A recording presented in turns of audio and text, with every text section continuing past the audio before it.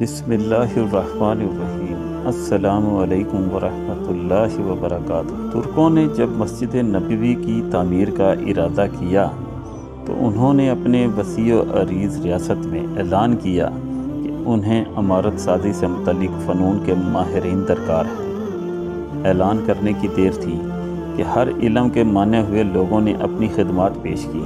سلطان کے حکم سے استنبول کے باہر ایک شہر بسایا گیا جس میں اطراف عالم سے آنے والے ان ماہرین کو الگ الگ محلوں میں بسایا گیا۔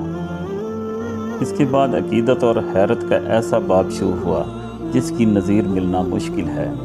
خلیفہ وقت جو دنیا کا سب سے بڑا فرما روا تھا شہر میں آیا اور ہر شعبے کے ماہرین کو تاکید کی کہ اپنے ذہین ترین بچے کو اپنا فن اس طرح سکھائیں کہ اسے پکا پختہ اور بے مثال کر دے۔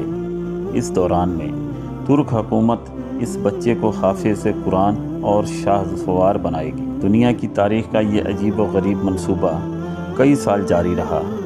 25 سال بعد نوجوانوں کی ایسی جماعت تیار ہوئی جو نہ صرف اپنے شعبے میں ماہر تھے بلکہ ہر شخص حافظ قرآن اور باعمل مسلمان بھی تھا۔ یہ ایک اندازے کے مطابق تقریباً 500 تھے۔ اس دوران ترکوں نے پتھروں کی نئی کانیں دریافت کیں، جنگلوں سے لکڑیاں کٹوائیں، سارے انتظامات مکمل کیے گئے اور ادب کا یہ عالم تھا کہ اسے رکھنے کے لیے مدینہ سے دور ایک بستی بسائی گئی تاکہ شور سے مدینہ شہر کا ماحول خراب نہ ہو۔